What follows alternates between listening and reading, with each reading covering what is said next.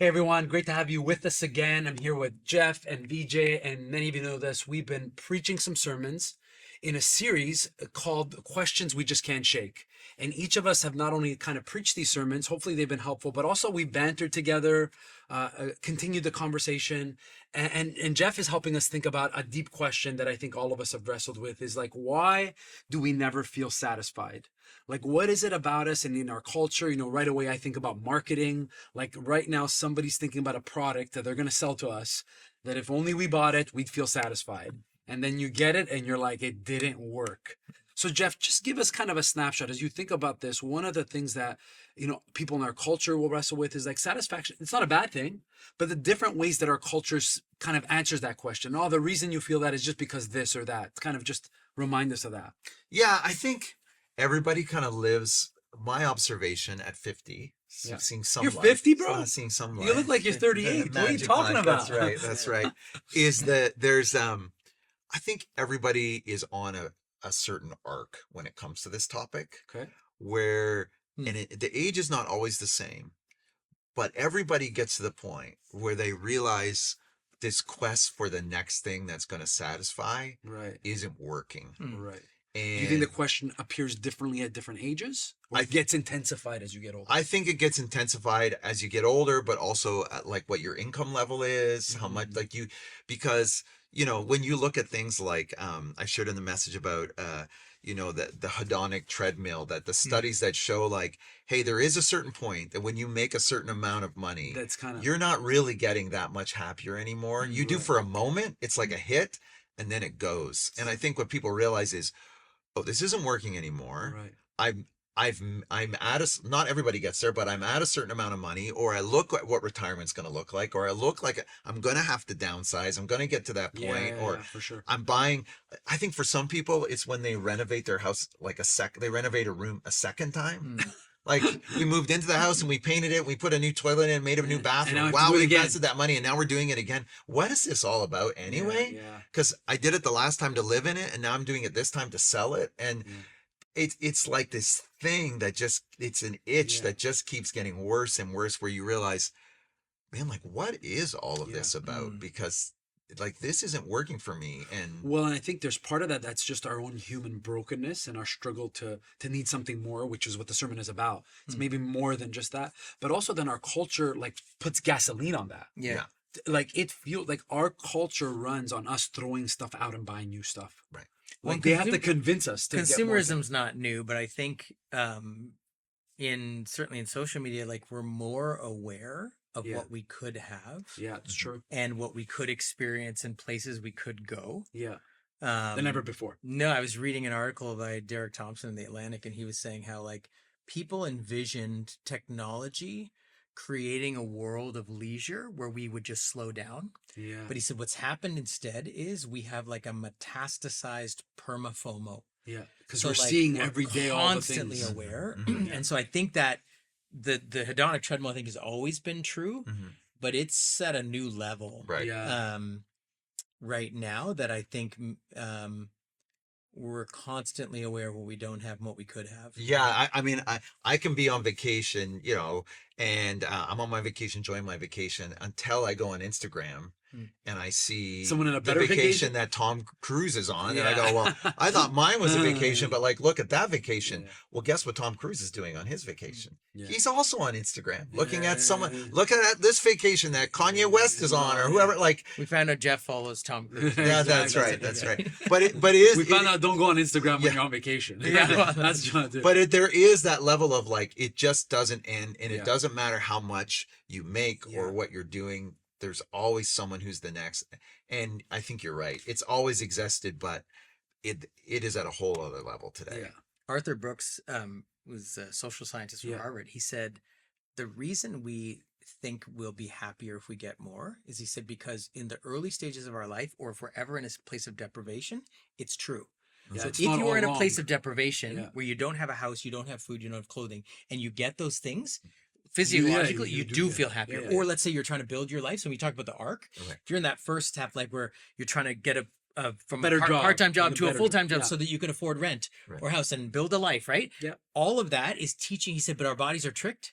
and thinking that that curve just goes like this. Right. It'll always go like this. Yeah. Right. So anytime I get more, I'll feel happier. Yeah, it's so true. Like I think about it this way. So when I got my first car, it was my grandfather's 12-year-old 89 Chrysler Dynasty with wood paneling on this. I mean, this is a Oh, did it have the car. cushion seats in it? Big cushion seats, Oh, right? that's gangster. suspension. Gangster. Yeah, You're yeah, floating. yeah, you're floating, You're yeah. floating. And then I think of like, we just had to get last year we got like a used CRV. It's nice, got Yeah. like it's way nicer Yeah. than the Chrysler Dynasty. But which was I happier when I got it? Yeah. The first one. Yeah, 'cause you had nothing. Because I had nothing. Yeah. And I was starting a life and starting a career and this is like, well, this is probably the third CRV we've owned. And Yeah. I think a lot of it is like that. It's the diminishing returns over time Yeah.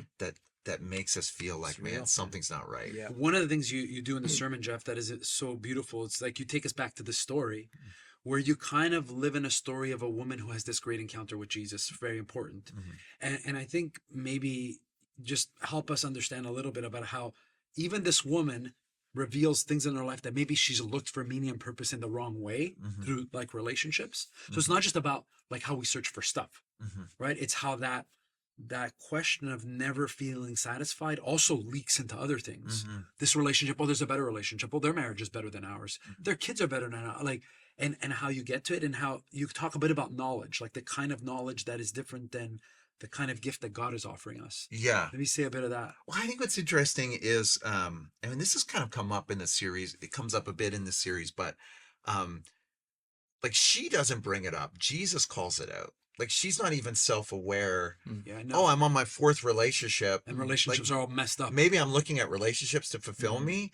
Yeah. And what she's saying is, oh, you're talking about this living water. So like, I don't have to walk back and forth to the well anymore. And the well, obviously a symbol of accumulation of water. Yeah. Living water, a symbol of moving active Yeah. water. Accumulation is the Stu- well. yeah. And I've got to keep coming back and forth. And her thing is like, give me the knowledge. Like, give me that, How do I like, get a where's the bucket? rope? How do I Where's get the the rope? bucket? How How do are I you get- getting it? Where do I access it? And it's I not totally self-aware that what I'm doing is actually trying to satisfy, that I'm going from relationship to relationship to satisfy, not totally aware of that, Yeah. and still chasing the knowledge of the next thing. Yeah. And I think, man, that is a picture of our culture. Yeah. Not totally self-aware that we're chasing. People go like, well, I like to work hard, or like they don't, and even workaholism, like the most rewarded addiction in North America, yeah, we 100%. celebrate it Yeah, like yeah. it's an amazing thing. Everybody wants to hire a workaholic. So someone who's saying like, man, I'm working like crazy, Yeah, not yeah, realizing so that unhealthy. they're chasing, and then saying like, oh man, where did you get the deal on that vacation? Because it seems like that really made you Yeah, yeah, happy. yeah. I'm not self-aware enough that I'm chasing, and I'm looking for the knowledge of chasing the next Yeah, thing. yeah. And if I could just know the right thing and Yeah. find it, maybe I'd feel okay. Yeah.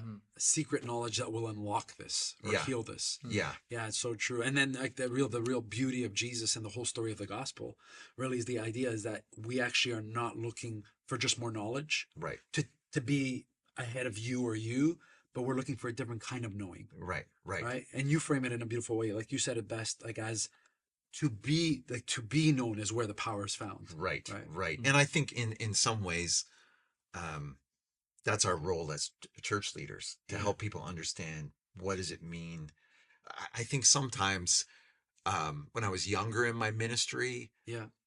coming from a teaching background, having been a high school teacher, Yeah. it was all about, I love to teach the Bible. How do I get because knowledge into this is people? knowledge to you. Yeah, yeah. And we actually equate spiritual growth with knowledge. Yeah, maturity. Yeah, where maturity is actually about fruit. Yeah. It's actually about being known, and it's actually about being loved. Yeah. It's not necessarily actually about knowledge. And you live in water to grow fruit. Well, it Right, makes me yeah. think of in Ephesians, Paul's praying for the church. It was my wife who pointed this out to me when she was writing a prayer exercise on it. She said, "Isn't it interesting? Like Paul's praying for the church, and of all the things he could pray for, he says, I pray that you would have the knowledge to be able to grasp Yeah. the love of God." Right. Yeah. That's right? right. Like It's just the like knowledge to yes, know like about a what's the relationship. supernatural thing that we really need? He's like, oh, you really need to know how much you're loved. Right. And then he uses, like we talk about fruitfulness, he uses tree language, like Right. that your roots would grow Go down deep into God's love, right? Yeah. And that you know how high, and that you be up grow up to all the fullness of God. Mhm. It's this picture of like, okay, so what the rootedness, and even coming back to the woman at the well and the whole water thing, Jesus talks about water Yeah. a lot, Mhm. and biotic life compared to trees a lot, Yeah. both in the Old Testament, New Testament. This idea of like somehow the root systems of my life are plugged into this, the life-giving, life-changing source of God's love. Yeah. And that over time, then Mhm. what grows out of that Yeah. Mhm. is a fruitful life, Yeah. as opposed to what I'm constantly trying to grasp Mhm. Yeah. is not the love of God for me, but like either knowledge or this thing or that thing. Mhm. So it's beautiful that even it's not like God scolds us. It's just like he's saying to the woman, hey, like he doesn't come to shame Yeah. her, which she thinks Yeah. is Well, they're what. gonna have a debate about worship, where true worship is Yeah, found. like Yeah. okay, Is it at you the know what? building, Please the give temple? me this, so I don't have to keep coming to this well in the middle of the day because I'm here because I don't want to be shamed. Yeah. Yeah. Yeah. So he's like, what you're looking for, I can give you. Right. It's beautiful. Yeah, it is beautiful. It comes back to knowledge puffs up, Yeah. but love builds up. Mhm. Yeah. And then the next verse is those who are known by God are loved by God. Mhm. And the idea of, man, knowledge gives us a sense of pride and short term, like, I got this, Mhm. Yeah. where the whole goal is to ultimately be loved. I mean, the thing that is the thing that I have learned being with people at the very end of their life. Yeah. Not only are they not surrounded by their possessions, they're surrounded by people. And we know that because these are the people they're known by, Mm. which is a glimpse of being known. Yeah. But they're not telling me how much they know about God. Mm.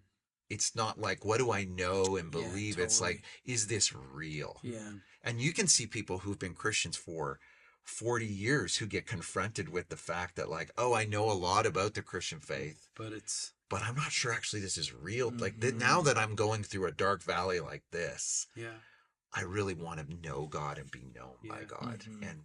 And how do you build a life of being known by God, not knowing a lot about him? Mhm. Yeah, and also I wonder about this, like if we're wrestling with this question as like older men, we're dads, we're different place on our journey. And I wonder if people are listening, like how do we balance the tension of sometimes you can misunderstand like being satisfied in the Lord, right? And being satisfied and being known with being lazy.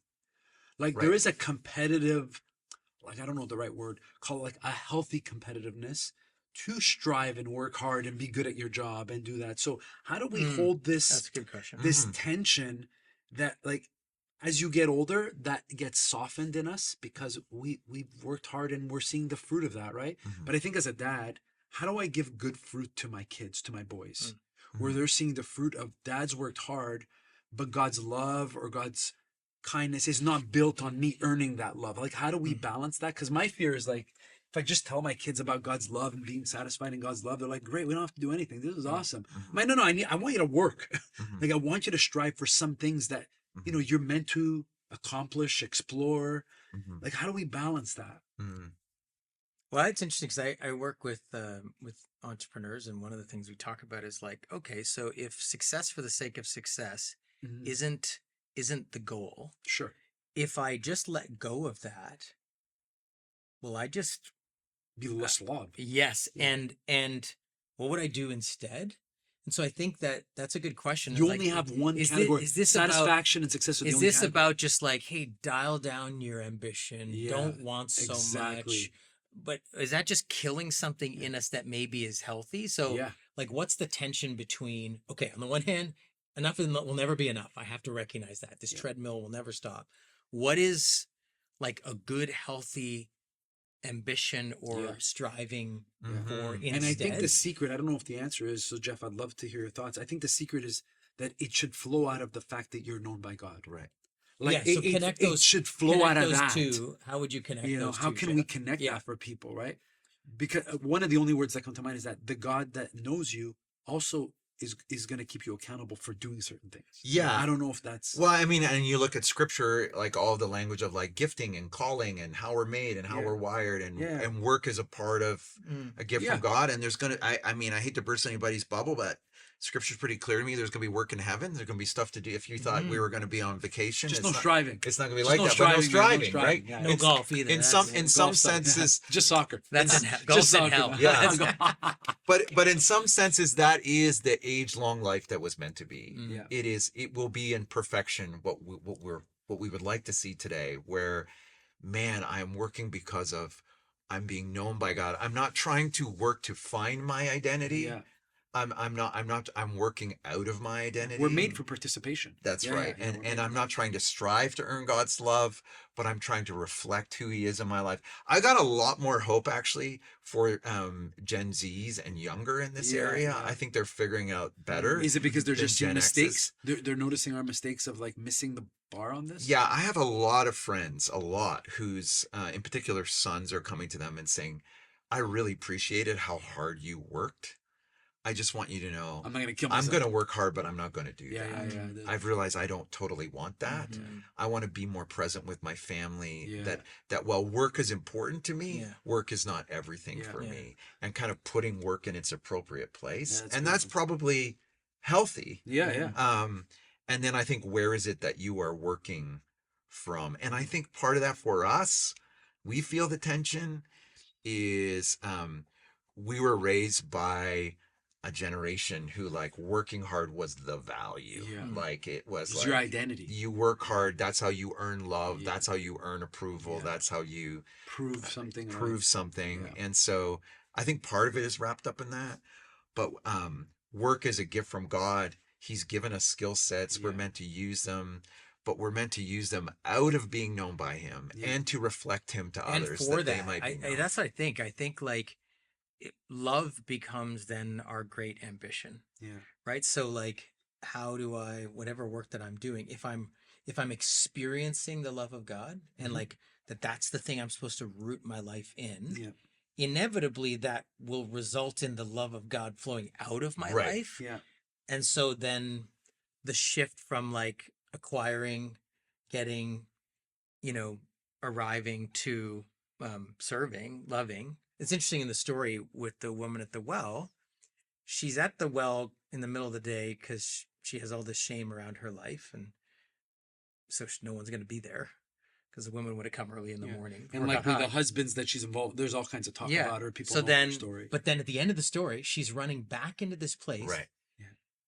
Excited Restored. and wants to go public Right. and be very seen Yeah. because she wants to tell everyone about Jesus. So it's like Jesus is like giving her this whole new purpose in life, Mhm. Yeah. and she runs back in with joy. So it's kind of a cool picture of Yeah. like Yeah. him repurposing our desires and our thirst and Right. like giving us she got a whole new mission, like you said, to Yeah. join him in the work that he's doing. She's literally becomes the first person that he lets tell everyone about him. Right.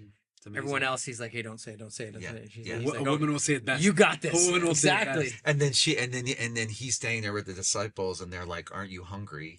And he says, man, this is what I'm hungry for. Look at the Yeah, harvest. wow. Yeah. And the harvest is what? All the These people people coming who are out of the getting it. village who are We're like getting it. coming to him, who are I mean, there's so much power there, but Yeah. it's part of, Hmm. I've got a brother-in-law who's really entrepreneurial, and is really into like redemptive entrepreneurialism, like beautiful. this idea of like, okay, if God has changed me and I know him and I'm being known by him, how does that change the work businesses I environment. launch, Yeah, the for culture sure. I create, the way I interact with the people around me? Yeah. I mean, that's the good news for wherever you work, Yeah. is that the Holy Spirit is present even as you arrive there in your workplace. And because you've been known by God, Yeah. he wants to shape the workplace and the people around you out of their experience Yeah. working with you. Yeah. And you are on mission as I am on mission in the Yeah. place where you're at. And I think of how beautiful that is. Like every time I think of the image of a tree and a fruit, what grows out of a life of a person that's known by God, is I realize that a tree that makes fruit doesn't make the fruit for itself. Right. Yeah. The fruit is made for It's others for to others, enjoy. yeah. Yeah. But the cycle of getting this wrong, where satisfaction is distorted, I never feel like I'm, enough or successful, is that it makes the tree image like everything should be for the person. It's for Right. yourself, right? Like, no, the same flows out of you that others now are going to be blessed by it because your identity is not found in them talking about you, because your identity is already rooted in who God's called you to be, because he knows you. Yeah. So it's really profound, Jeff. great. Thanks for doing that. Yeah. And hey guys, doing this has been amazing. It's great. Thanks for doing this. Thanks for watching, everyone. Hope this is helpful. Again, if you watch the sermon, this maybe makes sense really quickly. But if you missed Jeff's sermon, go back and watch that, and hopefully the podcast just ties kind of some loose ends together. Thanks for watching, everyone. See you soon.